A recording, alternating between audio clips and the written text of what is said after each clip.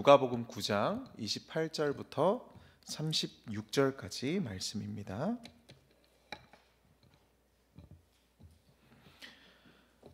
누가복음 9장 28절로 36절까지 말씀 한 절씩 교독하겠습니다. 이 말씀을 하신 후 8일쯤 되어 예수께서 베드로와 요한과 야고보를 데리고 기도하시러 산에 올라가사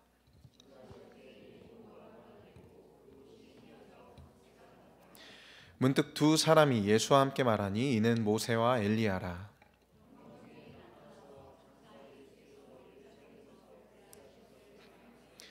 베드로와 및 함께 있는 자들이 깊이 졸다가 온전히 깨어나 예수의 영광과 및 함께 선 두 사람을 보더니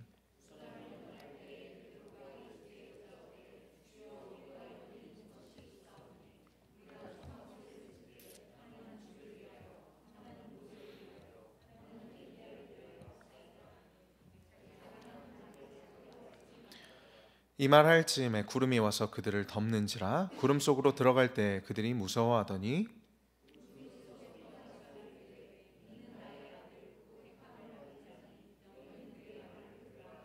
함께 읽습니다. 소리가 그침에 오직 예수만 보이더라.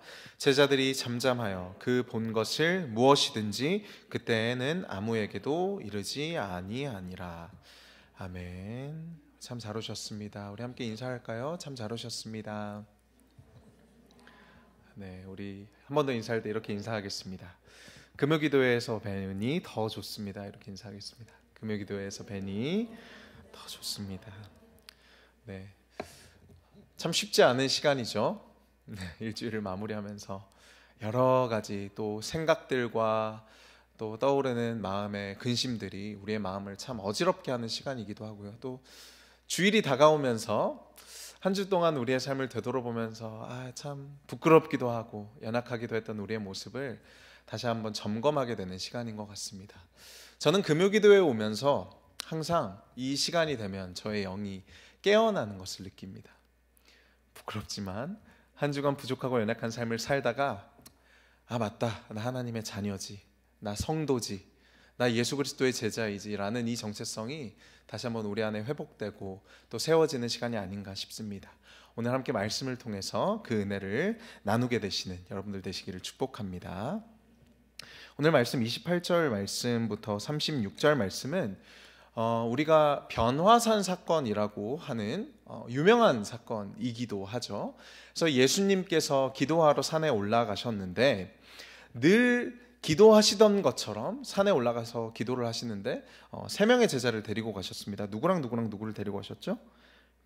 베드로와 요한과 야고보. 네, 가장 핵심 인물이라고 할 수 있는 이 세 제자를 데려다가 기도하러 산에 올라가셨는데, 기도하러 예수님께서 산에 올라가신 것은 늘상 있는 일이었지만 이날은 무언가 평소와 같지 않은 일이 벌어집니다.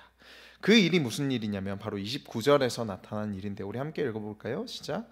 기도하실 때에 용모가 변화되고 그 옷이 휘어져 광채가 나더라.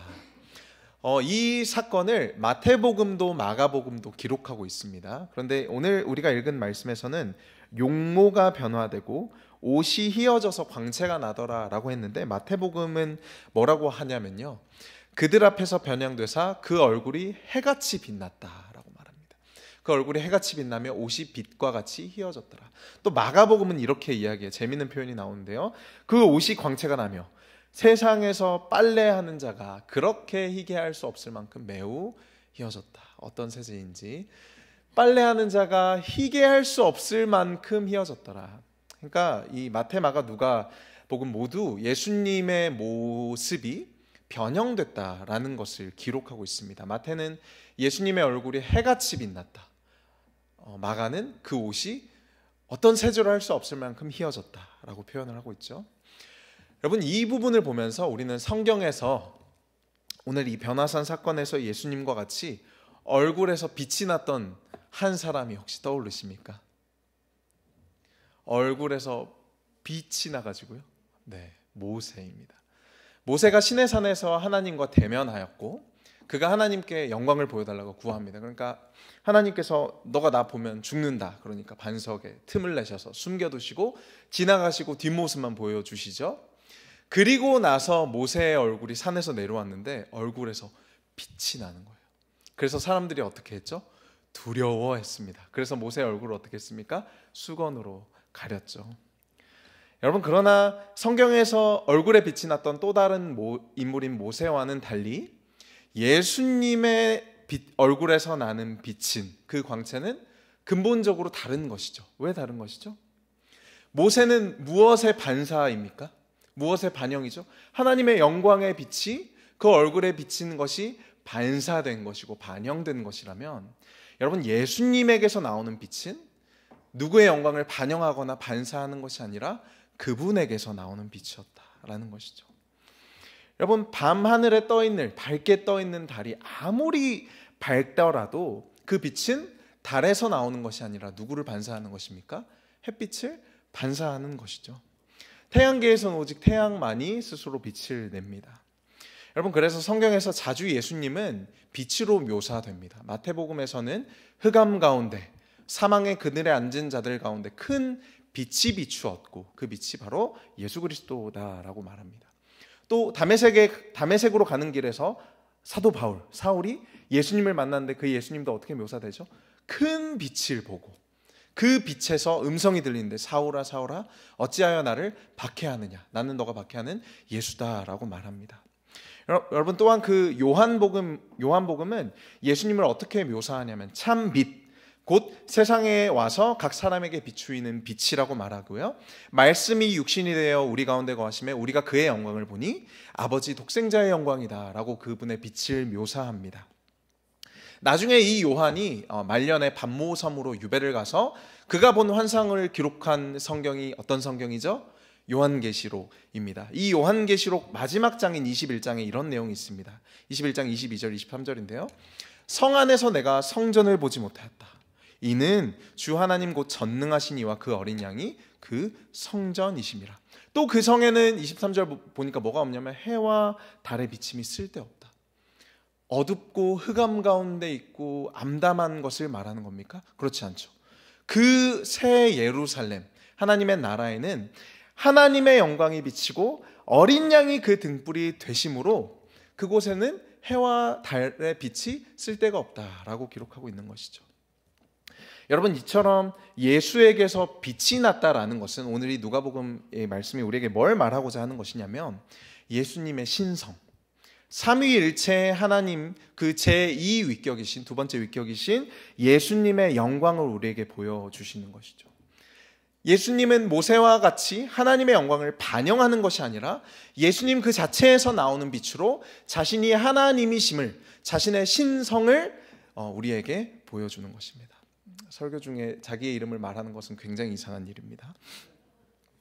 여러분, 정말 놀랍게도 예수님은 자신의 얼굴에서 비추이는 그 빛을 통해서 자신이 하나님이심을 이 누가복음을 읽는 저자들에게 드러내고 있다는 것이고요. 정말로 놀랍게도 그 하나님이신 그분이 시간과 공간을 뚫고 우리 가운데 찾아오셨다라는 것입니다. 마치 베일에 가려 있지만 모세가 수건으로 자신의 얼굴을 가리는 것처럼 숨겨져 있지만 예수님의 드러난 인성 뒤에 숨겨져 있는 것이 무엇이었냐면 바로 하나님의 영광, 하나님의 본체의 영광이었다는 것이죠. 그분이 우리 가운데 흠모할 만한 것이 없는 모양으로 말 구유에서 태어나셨죠. 또 그분이 갈릴리 출신입니다. 갈릴리 출신이란 말은 그분의 출신이 모두가 멸시하는 그 갈릴리 출신이라는 뜻이고요. 그 온 세상을 창조하신 분, 온 우주를 운행하시고 다스리시고 지금도 다스리시는 그 하나님께서 우리 가운데 찾아오셨다라는 것이죠. 여러분, 이것은 참 놀라운 비밀입니다. 우리는 오늘 이 본문 예수의 광채가 드러나는 이 사건을 통해서 그분의 인성 뒤에 숨겨져 있는 그분의 신성, 하나님이신 예수님을 다시 발견하게 되는 것이죠. 계속해서 30절 말씀 보겠습니다. 우리 30절 말씀도 같이 한번 읽어보겠습니다. 시작. 문득 두 사람이, 자, 예수님의 모습이 변화되시고요. 예수님이 두 사람이랑 같이 이야기를 하고 계신데 누구랑 이야기하고 계십니까? 모세와 엘리야입니다. 여러분, 왜 모세와 엘리야일까요? 정답이 나와버려서 저는 그만 내려가 보도록 하겠습니다. 모세와 율법. 모세는 율법을 대표하는 사람이고요. 또 엘리야는 선지자를 대표하는 인물입니다. 여러분, 그리고 이들이 율법과 선지자를 대표할 뿐만 아니라 모세와 엘리야는 공통점이 있습니다. 공통점이 무엇일까요? 감사합니다. 정말 내려가지 않아도 되겠군요. 공통점이 무엇이냐면 바로 이 두 인물 모두 시내산에서 하나님의 임재를 경험했다는 것입니다. 모세는 하나님의 영광을, 주의 영광을 내게 보이소서, 아까 말씀드린 것처럼, 그런데 반석 뒤에 숨기셔가지고 하나님이 지나가는 뒷모습만 보았다라고 말씀드렸죠. 그리고 엘리야는 동일하게 시내산에서 무엇을 보았냐면 세미한 음성 가운데 하나님의 임재를 경험했습니다. 그리고 지금 이 두 인물, 모세와 엘리야라는 구약을 대표하는, 율법과 선지자를 대표하는, 그리고 시내산에서 하나님의 임재를 경험하였던 것을 대표하는 이 모세와 엘리야는 다시 한번 산 위에서 하나님을 마주하고 있습니다. 이전에 구약의 시대에는 하나님의 뒷모습만 보았죠. 세미한 음성 가운데 하나님의 임재를 간접적으로 경험했습니다. 그런데 지금 이 순간 모세와 엘리야는 무엇을 보고 있죠? 밝게 빛나는 하나님의 본체의 영광이신 예수 그리스도를 보고 있는 것이죠.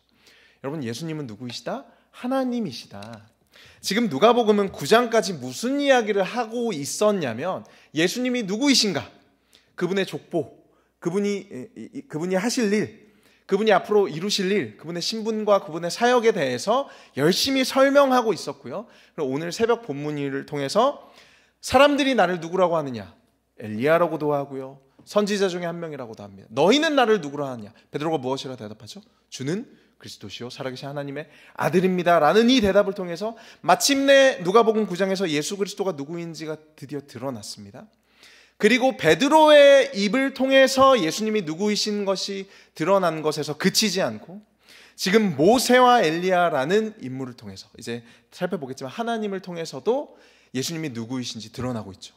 여러분, 예수님은 누구이시냐면 우리를 찾아오신 메시아이실 뿐만 아니라 하나님이시다라고 말하고 있습니다. 자, 그래서 이 모세와 엘리야와 예수님이 무엇에 대해서 이야기를 하고 있냐면요, 31절 보시겠습니다. 영광 중에 나타나서 장차 예수께서 예루살렘에서 별세하실 것을 말할세. 뭐에 대해서 말한다고요? 장소와 사건이 기록되어 있습니다. 어디에서? 예루살렘에서 무엇을 하신다? 별세하신다.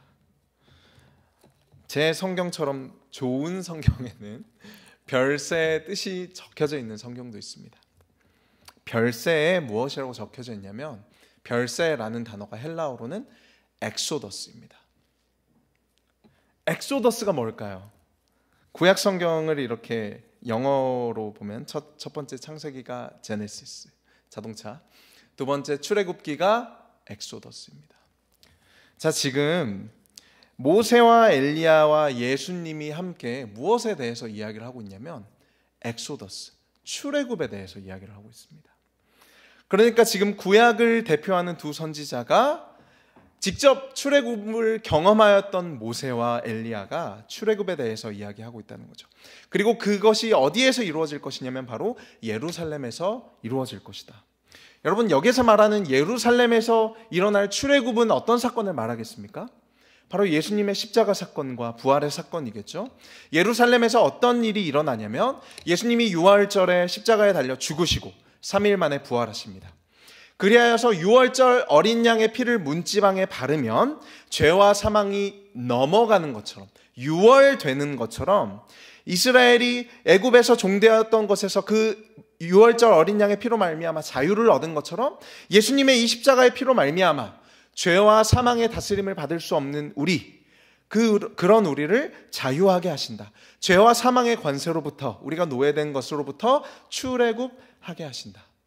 여러분, 그래서 더 이상 우리는 죄와 사망의 종노릇 하지 않고 인간이 죽지 않기 위해서 생존 본능에 따라 이기심 가운데 살아가는 우리의 처절한 죄악 가운데의 삶을 그치고 예수 그리스도의 십자가로 말미암아 우리가 자유하게 된다. 여러분, 이것이 예루살렘에서 일어날 출애굽 사건에 대한 이야기이죠.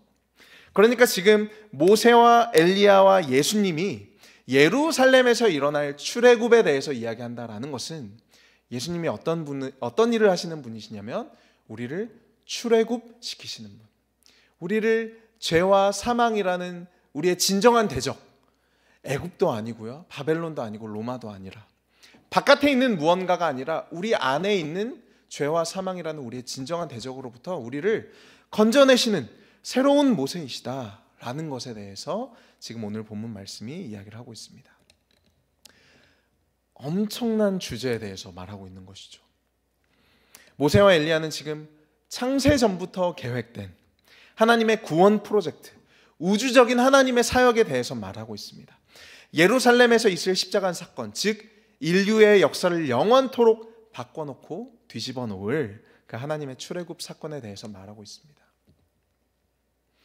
여러분, 이렇게 정말로 엄청난 일이 이 변화산 위에서 일어나고 있죠. 예수님의 용모가 변하고 그분의 빛이 드러나고 그분의 신성이 드러나고 모세와 엘리야가 구약 성경에서 예표되었던 진정한 출애굽의 주인공으로 예수님이라고 가리키고 있다는 것입니다. 여러분, 그런데 이와 대조적으로 32절과 33절에서는 이와 대조적인 장면이 등장합니다. 우리 32절과 33절 말씀 보겠습니다.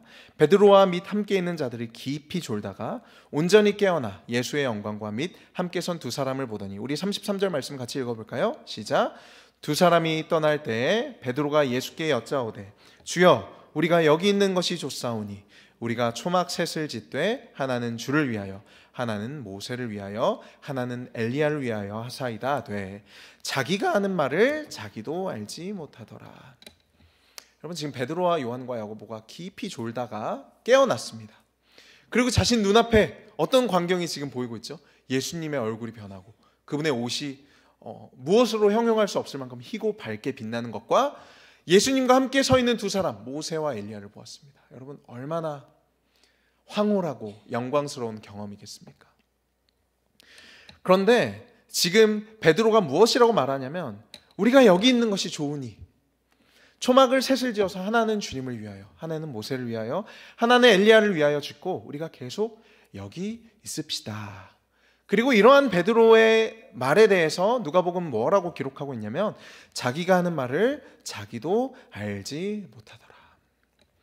그러니까 지금 베드로는 예수님과 모세와 엘리야 세 사람의 대화나 예수님이 변화하신 일이나 모세와 엘리야가 나타난 목적에 대해서, 지금 일어나고 있는 일들에 대해서 전혀 이해하지 못하고 있다. 베드로는 전혀 지금 감각이 없다는 것이죠. 여러분, 베드로는 누구를 대표합니까? 늘 모세와 엘리야가 구약 성경을 대표하죠. 그리고 예수님은 그 성취라면 베드로는 누구를 대표하겠습니까? 우리 인간을 대표합니다. 예수님이 하시고 계신 이 우주적인 일, 창세전부터 계획하신 방대하고 장엄한 그 구원 프로젝트가 마침내 일어날 것 같은 이 시점에서 지금 이 구원 프로젝트를 전혀 이해하지 못하고 있는 인물이 누구다? 베드로이다. 그저 지금 베드로는 무엇이 좋습니까? 자신 눈앞에 펼쳐지고 있는 이 황홀한 광경, 영적인 경험, 신비함 체험, 종교적인 어떤 감정과 느낌이 좋은 것이죠. 그래서 예수님이 어떤 일을 하셔야 되는지, 예수님이 이 땅에 오신 목적이 무엇인지는 그 자신에게 별로 중요하지 않고요. 베드로에게 지금 중요한 것은 내가 계속해서 이 경험을 누리는 것, 내가 계속 은혜를 받고 이 황홀한 체험 가운데 머물러 있는 것이죠. 여러분, 우리도 그렇지 않겠습니까? 제가 좋아하는 신대원의 한 교수님이 계신데, 그분이 한 번은 정말 기도 가운데 하나님의 임재를 경험한 이야기를 들려주셨습니다.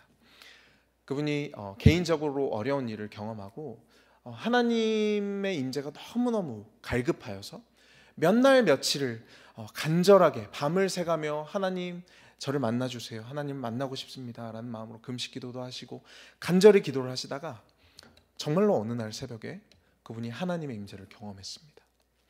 정말로 하나님이 내 앞에 계시고 내가 하나님 앞에 서 있는 그 놀라운 하나님의 임재를 경험하셨다고 해요. 그분이 무엇이라고 말씀하셨냐면, 1시간이 1분 같고 몇 시간이 순식간처럼 지나가더라. 정말 시간과 공간과 세상이라는 것이 모두 무의미해지고 그 순간에 그 행복감과 그 황홀경에 사로잡혀서 이렇게 기도하셨다고 해요. 하나님, 이 자리를 떠나고 싶지 않습니다. 영원토록 그저 이 자리에 머물고 싶습니다. 여러분, 하나님이 그 기도를 들어주셨을까요? 그렇지 않죠. 그분이 하나님의 임재를 경험하고 하나님이 가시라고 하시는 곳으로, 그 험난한 곳으로 오셨는데 그것이 바로 총신되었습니다. 여러분, 정말 그렇지 않겠습니까?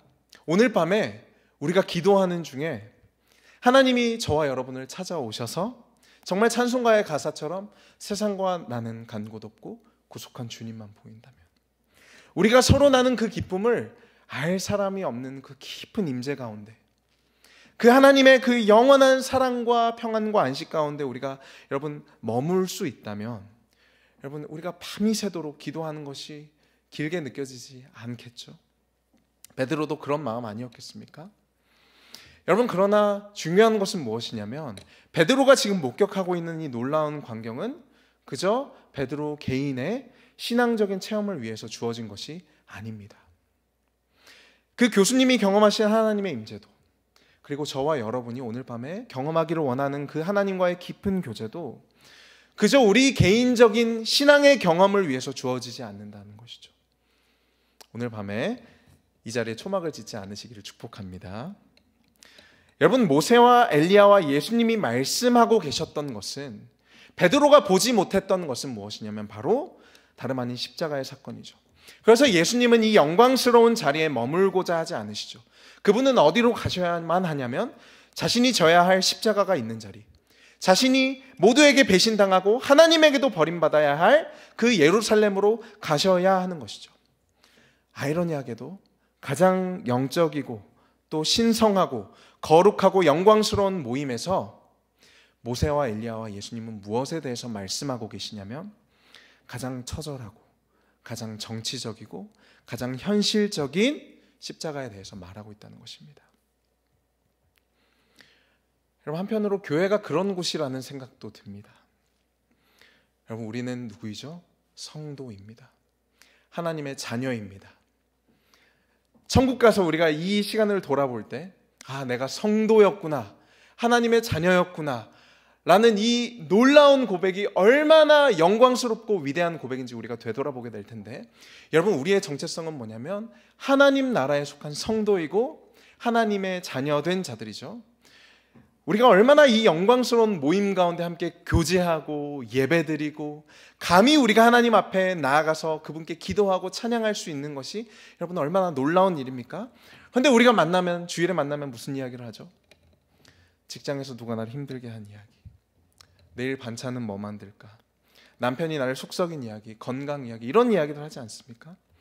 여러분, 가장 영적이고 가장 거룩한 자들이 가장 현실적인 이야기를 나눈다는 것이죠. 여러분, 예수님이 변화산에 머무르지 않고 예루살렘으로 가셔야 하는 것처럼 우리도 이 영광스러운 자리, 교회만 있으면 얼마나 좋겠습니까마는 우리도 이곳에 초막을 짓고 머무르지 않고 우리의 현실적인 삶의 현장으로 가야 한다라는 말입니다. 계속해서 말씀 볼까요? 34절 말씀 함께 읽어보겠습니다. 시작. 이 말 할 즈음에 구름이 와서 그들을 덮는지라 구름 속으로 들어갈 때 그들이 무서워하더니.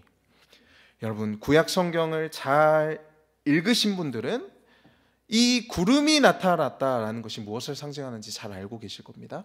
구름이 나타났다는 것은 어떤 의미죠? 하나님이 임재하신다, 하나님이 함께 하신다. 어디에서 그러셨죠? 시내산 위에서 구름이 덮였고요, 성막 위에서도 구름이 덮였습니다. 그리고 마지막으로 구름이 덮였던 사건이 구약 성경에 어디에 기록되어 있냐면 솔로몬이 성전을 짓고 언약궤를 성전 안으로 옮길 때, 역대하 5장 13절에서 14절 말씀인데요, 한번 볼까요? 나팔 부는 자와 노래하는 자들이 일제히 소리를 내어 여호와를 찬송하며 감사하는데 나팔, 제금, 모든 악기를 울리며 소리를 높여 여호와를 찬송하여 이르되, 뭐라고 찬송하죠? 선하시도다, 그의 자비하심이 영원히 있도다 하매 그때 여호와의 전에 무엇이 가득하다? 구름이 가득한지라. 그래서 제사장들이 14절 말씀 보시면 그 구름으로 말미암아, 하나님의 임재로 말미암아 능히 서서 섬기지 못하였으니, 그들이 바짝 엎드렸겠죠. 이는 여호와의 영광이 하나님의 전에 가득함이었더라. 하나님의 성전에 하나님의 영광이 가득할 때 구약 성경에서 어떤 일이 있었냐면 구름이 덮였습니다. 자, 그런데 이 솔로몬 성전이 언제 파괴되죠? 남유다가 멸망할 때, 바벨론의 침공 때 성전이 파괴되고요. 성전의 기구들이 뺏겨지고 언약궤가 파괴됩니다. 그리고 나서 우리가 잘 아는 그 에스라 말씀 때 1차 포로 귀환한 사람들이 가장 먼저 성전의 기초를 쌓는데, 에스라 3장 11절 12절 말씀입니다. 찬양으로 화답하여 여호와께 감사하여 이르되 주는 선하시고 그의 인자하심이 영원하시도다 하니. 여러분, 여기까지는 우리가 방금 읽었던 역대하 말씀과 굉장히 유사하죠. 악기를 연주하고 여호와를 찬송하고 그의 인자하심과 선하심을 찬양하는데, 이 에스라 말씀에는 무엇이 없냐면 하나님의 구름이 덮이지 않죠. 그래서 12절 말씀 보시면 제사장들과 레위 사람들과 나이 많은 족장들은 무엇을 보았으므로? 첫 성전에 그들은 하나님의 임재를 보았습니다. 하나님의 임재가 가득한, 그 영광이 가득한 구름을 보았는데, 이제 이 성전의 기초가 놓임을 보고 무엇을 하였다? 대성 통곡을 하였다. 여러분, 이 솔로몬 성전, 언약궤, 하나님이 약속하신 그 언약궤가 있는 그 성전에는 구름이 있었고요, 하나님의 영광과 임재가 있었습니다. 그러나 이 제2 성전기로 불리는 포로 귀환 시기부터는 하나님의 임재를 드러나는 구름이 등장하지 않습니다. 그래서 이제 성전신학이라는 책에서 그레고리 빌이라는 신학자는 하나님의 임재가 제2 성전기부터는 성전에 없었을 것이다 라고 말합니다. 자, 그런데 오늘 말씀에서 무엇이 떴습니까? 구름이 등장합니다. 그 산 위에서 기도하는 가운데 구름이 산을 덮고 그들이 구름 가운데로 들어갑니다. 여러분, 베드로가 어떤 생각을 했을까요? 아마도 구약 성경을 잘 알고 있는 이 유대적 배경에서 자라난 베드로는 말씀으로만 보았던, 소문만으로 들었던, 우리 조상들에게 함께했던 그 하나님의 영광과 임재가 가득한 구름이 자신의 눈앞에 펼쳐지는 광경을 목격했겠죠.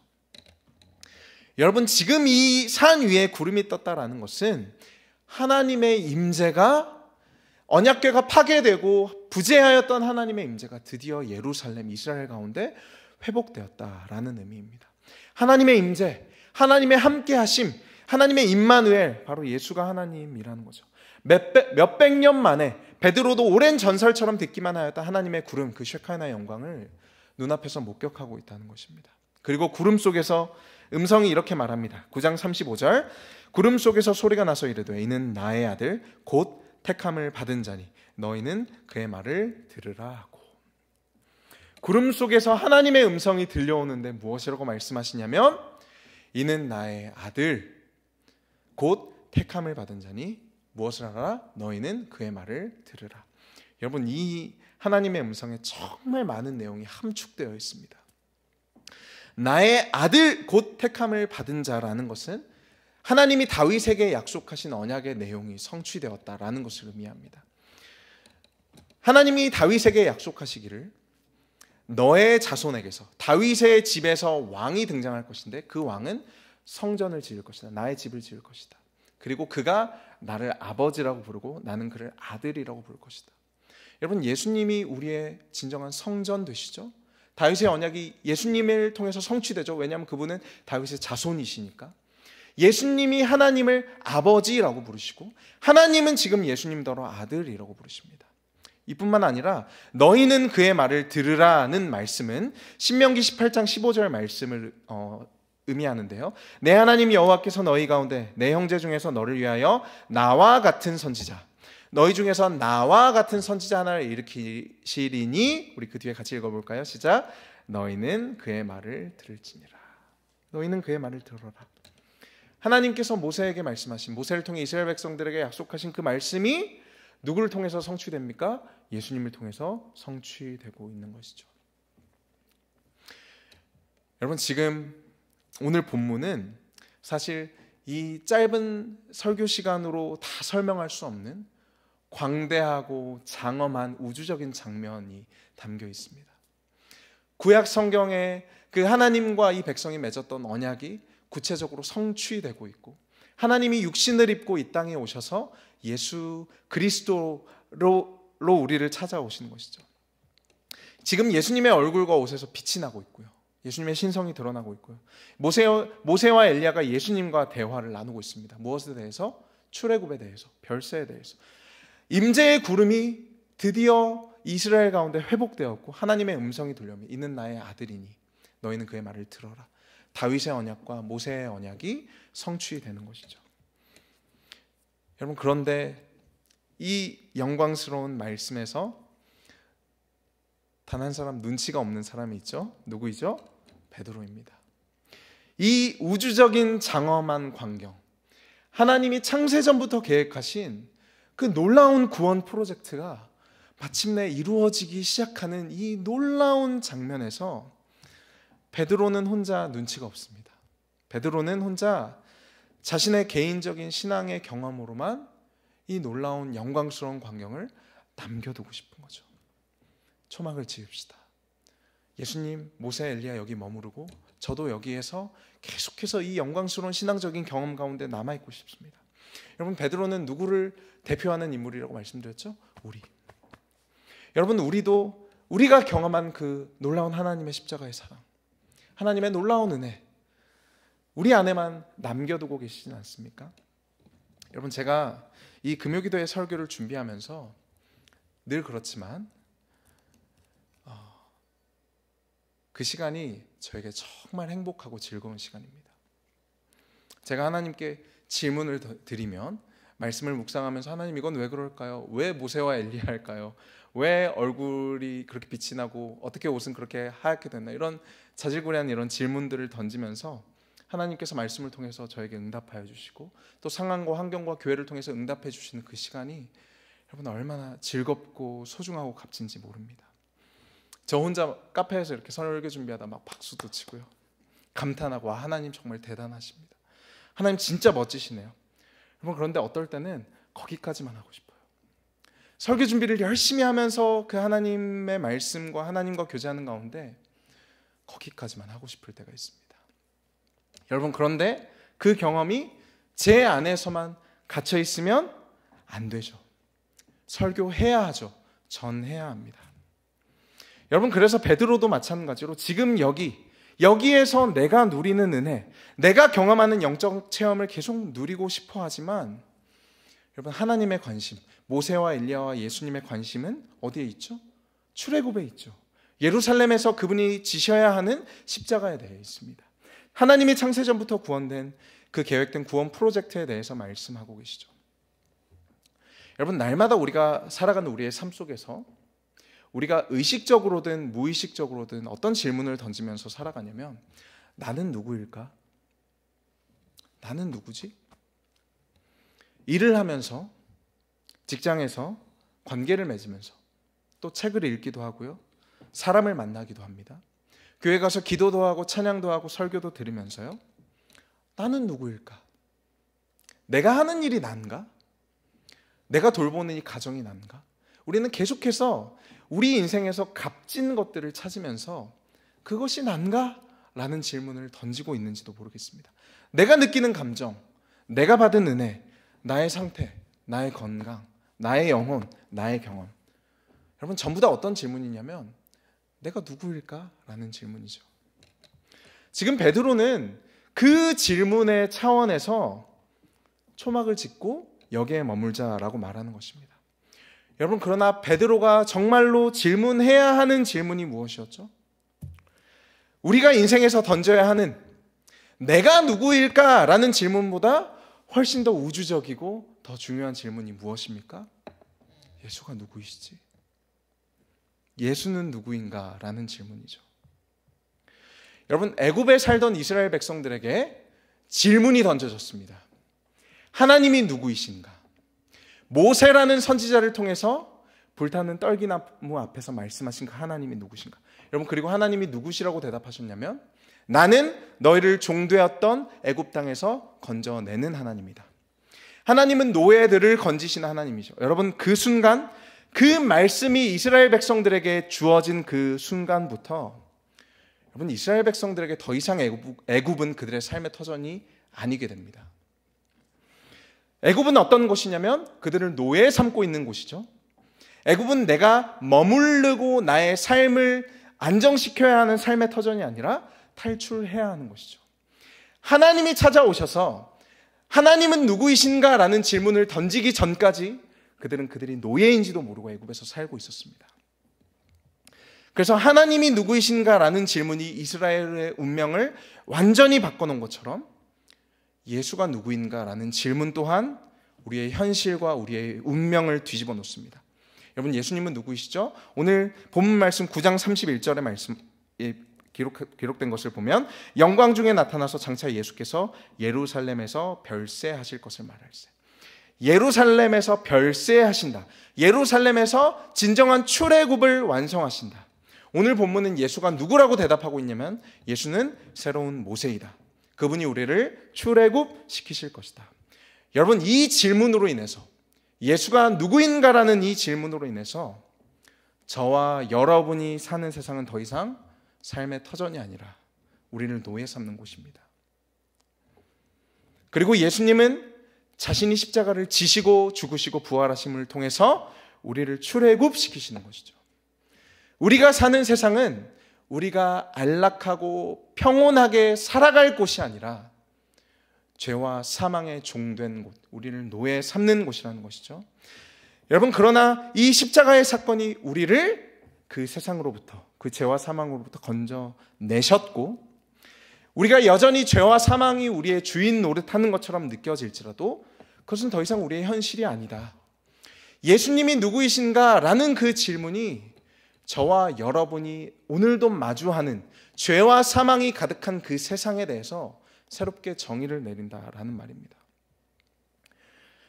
우리 주님께서 새로운 모세로서 십자가에서 우리를 자유하게 하실 때, 여러분, 우리는 무엇을 다시 한번 우리 마음속에 깨닫게 되냐면 이 세상이 주는 그 어떤 것도 우리에게 진정한 사랑과 자유와 평안을 줄 수 없다.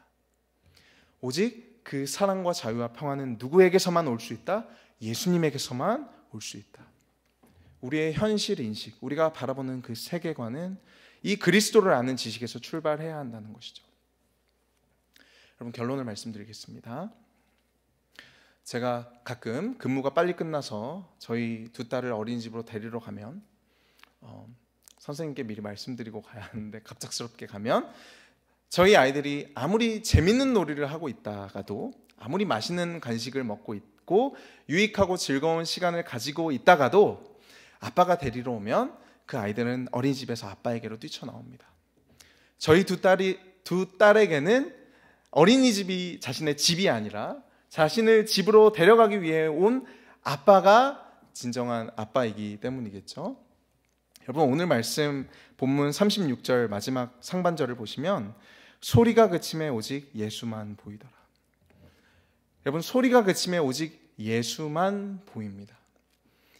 이 제자들이 경험하였던 영적이고 신적인 경험, 신앙적인 체험, 모든 영광스러운 것들이 다 사라졌지만 무엇만 보이냐면 바로 예수님만 보이더라. 저희 두 딸에게 어린이집에서의 활동이 너무나도 즐겁고 유익하더라도 아빠가 온 그 순간부터 아빠만 보이는 것처럼, 여러분, 예수님께서 우리의 삶을 찾아오신 그 순간부터 우리 눈에는 예수님만 보입니다. 그분이 우리의 현실이시고 우리의 미래이시고 우리의 소망이시죠. 모든 것이 지나갑니다. 이 세상에서 영원한 것은 아무것도 없습니다. 제가 지금 가지고 있는 젊음의 때도 너무나도 빨리 지나갈 것이고요. 우리의 건강도 영원하지 않고 심지어는 내가 경험한 영적인 경험과 은혜도 지나갑니다. 여러분, 그러나 세상의 모든 소망 다 사라져도 오직 무엇만 우리 눈앞에 사라지지 않고 보이기를 원합니까? 오직 예수만 보이더라.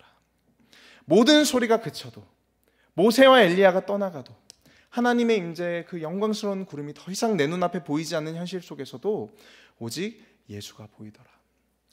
여러분, 그 날이 오늘 우리의 현실 가운데 오직 예수만을 바라보는 여러분들 되시기를 축복합니다. 지금 잠시 그분의 빛이 베일에 가린 것 같고 그분의 영광의 빛이 수건 뒤에 가려서 보이지 않는 것처럼 느껴질지라도, 여러분, 우리 주님이 우리를 찾으러 오신 이상, 우리를 데리러 이 땅에 오신 이상, 여러분, 우리는 반드시 우리의 집으로 돌아갈 것입니다. 그 집에서는 우리 주님의 그 밝은 빛으로 인해 해와 달도 쓸데없을 것이고 눈물과 고통과 슬픔이 그칠 것이고 우리가 영원한 하나님의 영광스러운 임재와 빛 가운데 진정한 안식과 평안과 자유와 기쁨을 영원토록 누리는 그날이 반드시 올 것입니다. 우리 주님이 그 일을 시작하셨기 때문에 제가 아는 그 주님은 절대로 그 일에 실패하지 않으십니다. 그 날을 소망하며 그 예수 그리스도의 영광스러운 빛을 소망하며 오직 예수만 바라보신 여러분들 되시기를 주님의 이름으로 축복합니다. 제가 잠깐 기도하겠습니다. 하나님 감사합니다. 오늘도 우리에게 말씀 가운데 찾아오셔서 우리의 연약하고 부족한 삶 가운데 말씀하여 주시고 다시 한번 예수 안에서 우리의 소망을 발견하게 하시니 감사합니다. 이 세상도 지나가고 젊음도 지나가고 우리의 건강과 우리의 영적인 경험과 은혜도 지나가지만 오직 예수님은 우리 안에 늘 그 자리에 계셔서 우리를 붙드시니 그 영원한 소망 가운데 오늘 밤도 예수 그리스도를 발견하며 그분과 교제하는 귀한 시간 되게 하여 주시옵소서. 예수님의 이름으로 기도드립니다. 아멘.